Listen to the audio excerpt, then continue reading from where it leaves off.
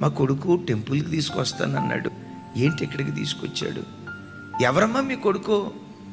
ఎవరంటారేంటయ్యా, నన్ను దించెళ్ళాడే వాడే మా కొడుకు. అమ్మ నీకు కొడుకు కూతురు ఎవరు లేరన్నారు కదా, ఇక్కడికి అనాథాశ్రమంలో నిన్ను జాయిన్ చేశారు కదా. ఆ తల్లికి అర్థం కాక, ఆ కొడుకు నన్ను అనాథాశ్రమంలో జాయిన్ చేశాడా? ఆ మాట తన చెవులతో వినటంతో ఆ తల్లి లిటరల్గా మెంటల్దైపోయి పిచ్చిదైపోయిందట. ప్రతిరోజు ఉదయం 9 గేటు దగ్గరికి వస్తాట. నా కొడుకు వస్తాడు, నన్ను తీసుకొని వెళ్తాడు. నా కొడుకు వస్తాడు, నన్ను తీసుకొని వెళ్తాడు.